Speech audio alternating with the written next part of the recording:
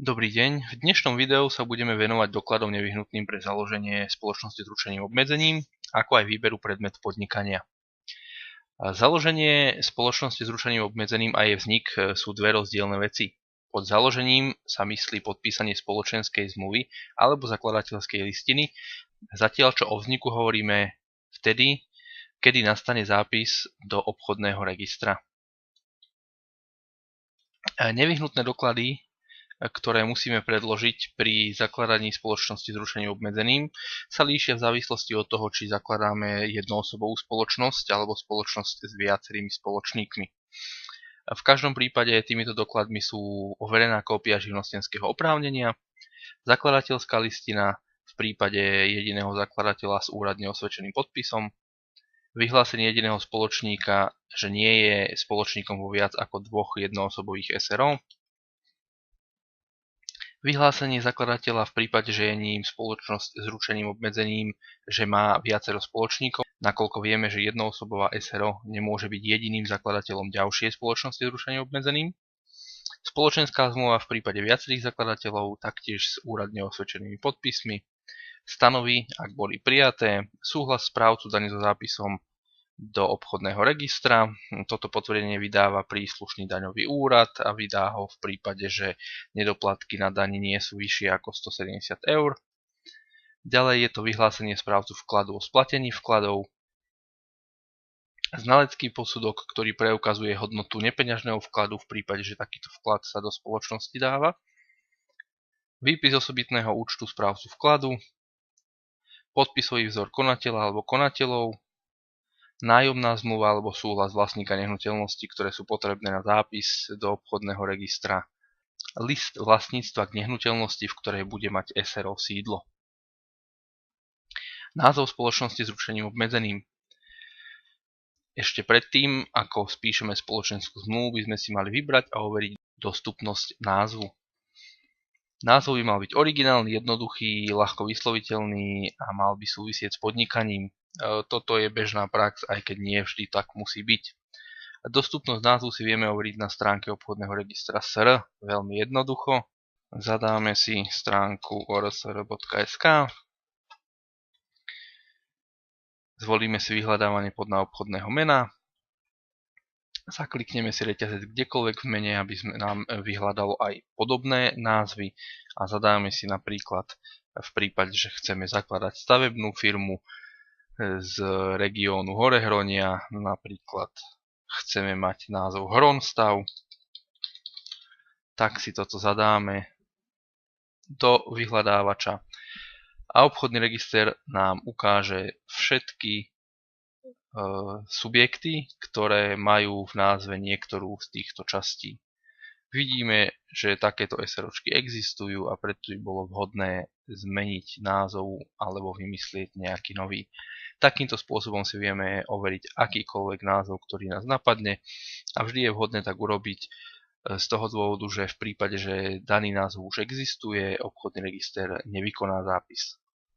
Okrem toho, že si overíme, či je názov dostupný, by sme si taktiež mali overiť ideálne vo vyhľadávači cez internet, či neexistuje firma s podobným názvom, ktorá by nám takýmto spôsobom mohla obmedzovať naše podnikanie, a taktiež si overiť dostupnosť domén. Z toho dôvodu, že je pravdepodobné v prípade, že sa naše podnikanie rozbehne, že budeme chcieť vlastniť doménu, ktorá má identický názov ako naša spoločnosť. Názov domény si vieme overiť u ktoréhokoľvek poskytovateľa domén. Napríklad my máme skúsenosti s poskytovateľom WebSupport. Veľmi jednoducho na ich stránke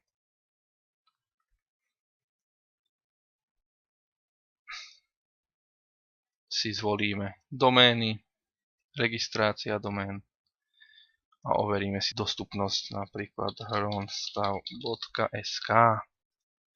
Overiť.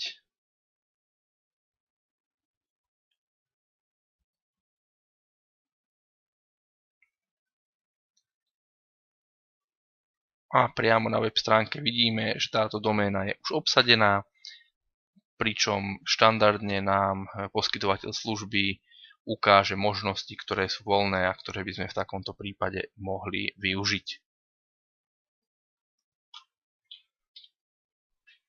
Výber predmetu podnikania. Mali by sme určite vedieť, keď zakladáme spoločnosť s ručením obmedzeným, v čom chceme podnikať a spraviť si prehľad o potenciálnych živnostiach, ktoré necháme zapísať do obchodného registra. Rovnako je dôležité na stránke Ministerstva vnútra si overiť, ktoré remeselné alebo viazané živnosti sme odborne spôsobili vykonávať, nakoľko v prípade niektorých dostačuje napríklad vysokoškolské vzdelanie.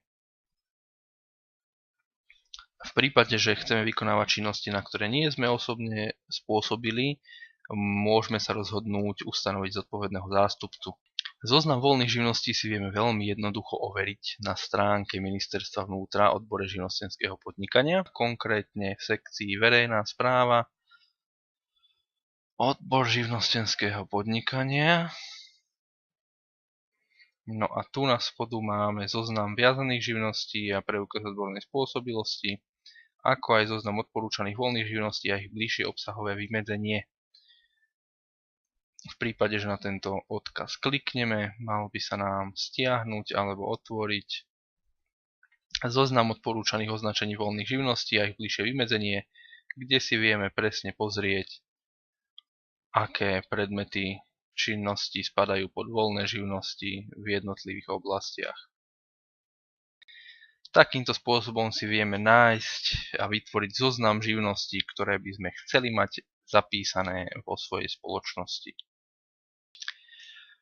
Okrem výberu predmetu podnikania je dôležité vedieť, kto budú spoločníci, kto budú konatelia a kde bude sídlo. Je dôležité si to vyjasniť z toho dôvodu, že tieto informácie sa spisujú do spoločenskej zmluvy.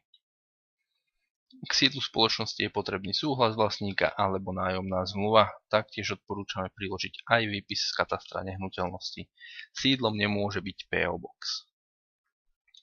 Spoločenská zmluva, respektíve zakladateľská listina musí obsahovať nasledovné náležitosti: obchodné meno a sídlo spoločnosti, určenie spoločníkov, predmet podnikania, výšku základného imania a výšku vkladu každého spoločníka, taktiež výšku splatených vkladov pri založení spoločnosti, vrátane spôsobu a lehoty splácania vkladu, mená, bydliská, rodné čísla prvých konateľov spoločnosti a spôsobom, akým konajú v mene spoločnosti, určenie správcu vkladov, výšku rezervného fondu, ak spoločnosť vytvára rezervný fond pri svojom vzniku a výšku, do ktorej je spoločnosť povinná rezervný fond doplňať a rovnako aj spôsob jeho doplňania, výhody poskytnuté osobám podieľajúcim sa na založení spoločnosti, predpokladané náklady spoločnosti súvisiace so založením a vznikom spoločnosti.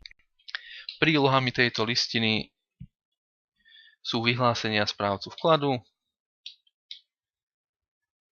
podpisový vzor konateľov, vyhlásenie jediného spoločníka, že nie je jediným zakladateľom alebo jediným spoločníkom vo viac ako dvoch spoločnostiach, ako sme už spomínali, nakoľko môže byť maximálne v troch jednoosobových spoločnostiach jediným zakladateľom, vyhlásenie právnickej osoby, že je jediným spoločníkom, nie je SRO.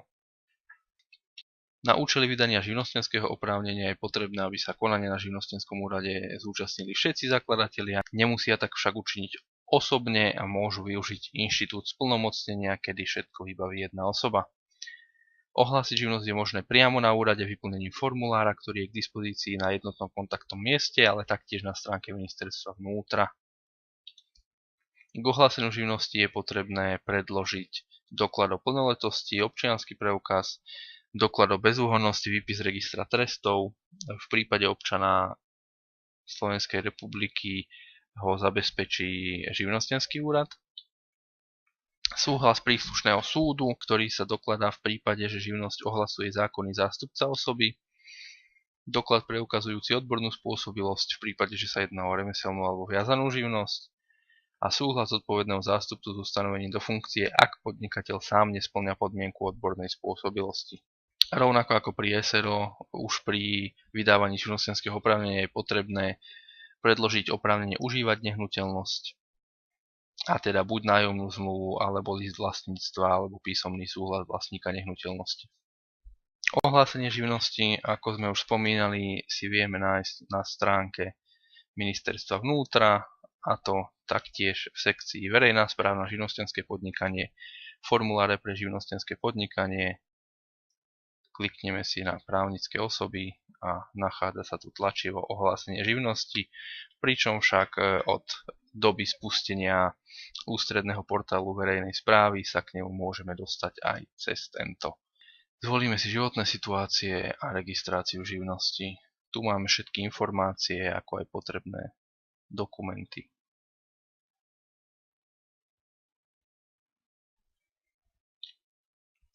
Súhlas správcu dane, ktorý je potrebné priložiť k registrácii spoločnosti s ručením obmedzeným. Žiadosť sa podáva na príslušný daňový úrad.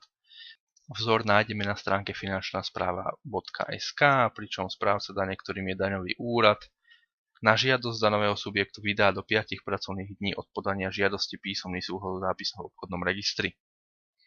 Takže dáme si stránku finančnaspráva.sk, sekciu podnikatelia a organizácie, prejdeme si na daňové a colné tlačivá, zoznam vzorov tlačiv vydaných finančným riaditeľstvom Slovenskej republiky a orgánmi EÚ a tu na spodu sa nachádza aj tlačivo žiadosť o vydanie súhlasu správcu dane so zápisom novej spoločnosti do obchodného registra. Vyplníme túto žiadosť a buď odnesieme alebo zašleme ju na príslušný daňový úrad. Splatenie nepeňažného vkladu v prípade, že niektorý zo spoločníkov sa rozhodol vložiť do SRO nepeňažný vklad, je potrebné, aby bol vklad ohodnotený znaleckým posudkom. Takýmto vkladom môže byť napríklad nehnuteľnosť, automobil, výrobné zariadenie. Je nutné uvedomiť si, že pri znaleckom posudku sa hodnota vyjadruje v aktuálnom čase, to znamená v prípade napríklad 10-ročného automobilu sa môže stať, že cena bude podstatne nižšia ako bola cena obstarávacia.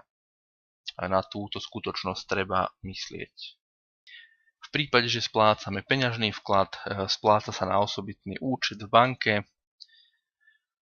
pričom tieto vklady je potrebné splatiť v závislosti od toho, či sa jedná o jednoosobovú alebo viacosobovú SRO, kedy pri viacerých spoločníkoch stačí, aby bol splatený vklad do výšky 50%. K registrácii SRO sa prikladá čestné vyhlásenie správcu vkladu spolu s výpisom účtu o splatení základného imania. Ak je celý vklad do spoločnosti formou nepeňažného vkladu, táto povinnosť samozrejme odpadáva.